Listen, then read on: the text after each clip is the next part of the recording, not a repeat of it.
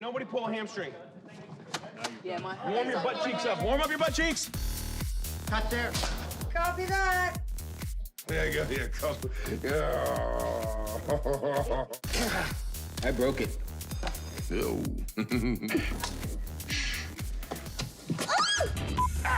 No, Brad, you had it. All right, here we go. The thing about time travel. I can't believe I made a whole movie with this thing on.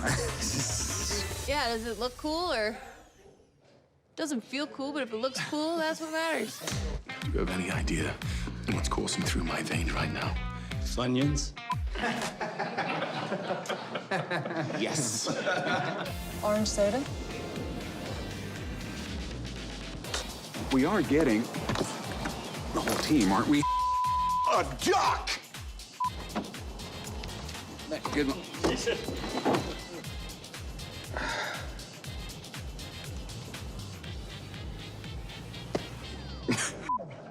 See what I have to deal with here? 10 years of this.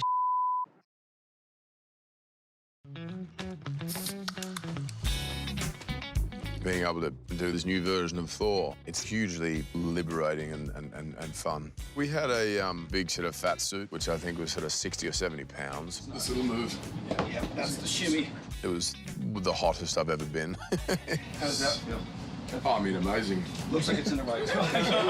And we had, obviously, the beard, the hair, and I had these things that go in the mouth to kind of plump out my cheeks a bit, which sort of had a little effect on the voice as well, but probably in a good way. It was a different Thor. Hi, my name's Thor. 22 years old. Live on Asgard, and I like sugar. We're shooting a superhero film, and here's one of the most recognizable superheroes, but he's just turned into a new character. What Chris does with that character and how it just kind of has this shift. His excitement was really palpable. He'd been playing the character for a while and really wanted to find something new. He has such dexterity as a talent. He's incredibly funny. He has just really lovely energy. Is he asleep? No. I'm pretty sure he's dead.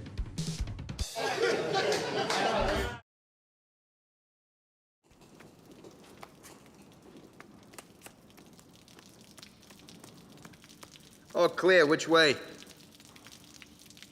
Oh, you say something? I said I want to claw my eyes out. But unfortunately, it wouldn't do any good because I already saw the awfulness. Will you focus? I'm focused. This pretty place is about to get uglified real quick by a bunch of freaking elves. Do you know, I saw all these people die. So this is a little bit difficult for me, okay? So why don't you reach down deep inside and try and find a small ounce of humanity? Just give me the thingy. Just give me the thing. Just give me the thing. I didn't even want to come here. Living all these repressed memories. God, get it together. You're embarrassing. All right, which way? You don't know? You used to frickin' live here. For 1,500 years, not forever. That way, I think. Yeah, maybe. We are dead. We are so dead.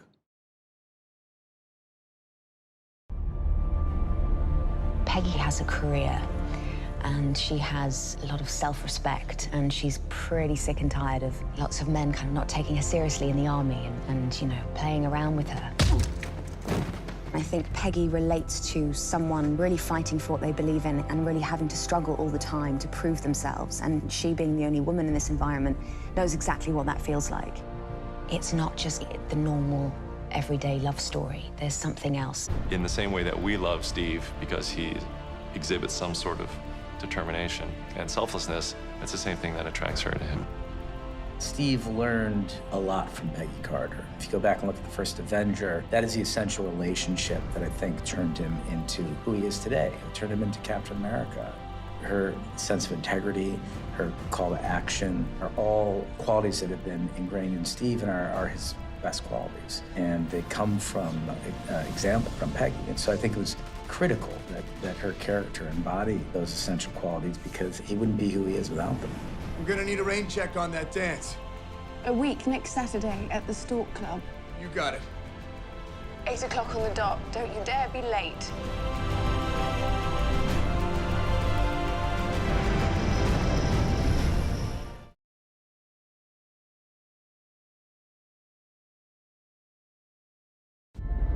I actually think that in some weird, and it is a very emotional thing, but some weird, twisted up, fateful way, this character who, you know, has searched her whole life for a purpose actually finds her purpose. And it's like this amazing, super emotional, beautiful thing. You know what I've become. I don't judge people on their worst mistakes. Maybe you should. You didn't. I feel very fortunate. It's been an incredible gift as an actor to be able to come back to a character that's as complex as Natasha. I think there's kind of a lot to explore there, and that is so exciting.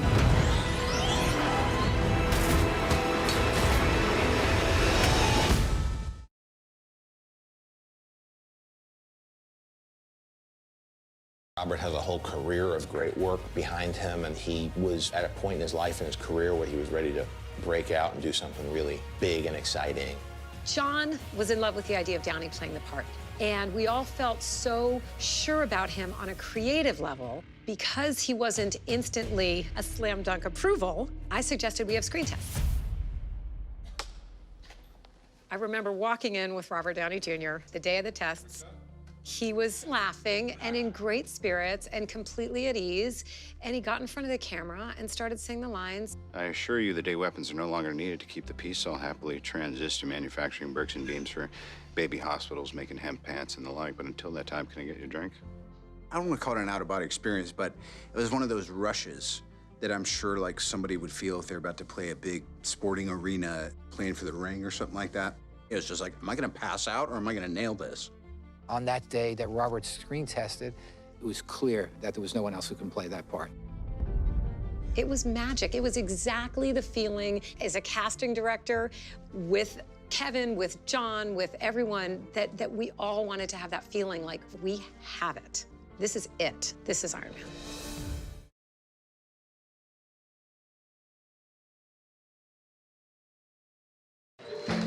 It's indescribable to work with creative people, especially people who make movies.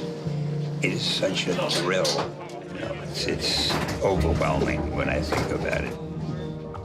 And I keep saying to myself, I can't believe this is me. I can't believe I lucked out this way. Let's give it up for Stan Lee, guys. Woohoo! Yeah! 5 lousy words they gave me to say. Thank you so much. You're a great director. It's something you never forget. And thank you for all of this, and I hope that I didn't set interviewing back a few decades. Okay. I'll see you later. Thank you. Appreciate it. I remember every cameo I've done since the first one. And I think I'm a very lucky guy.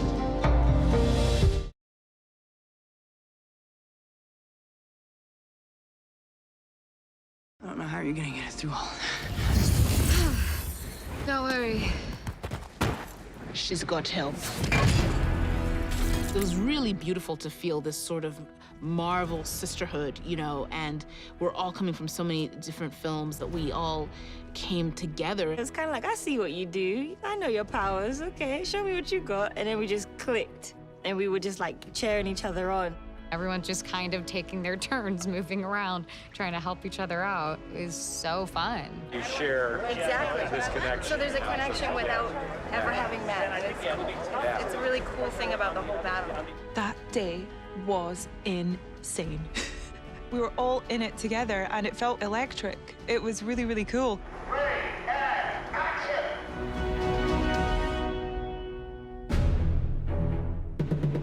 You know, I normally don't watch playback on the monitor, but I wanted to see that reveal of all the women of Marvel, and I thought it was really powerful and really exhilarating, and I was thinking of all of the young girls in the audience who will probably feel really inspired by that in one way or another, so it was a really nice thing to be a part of.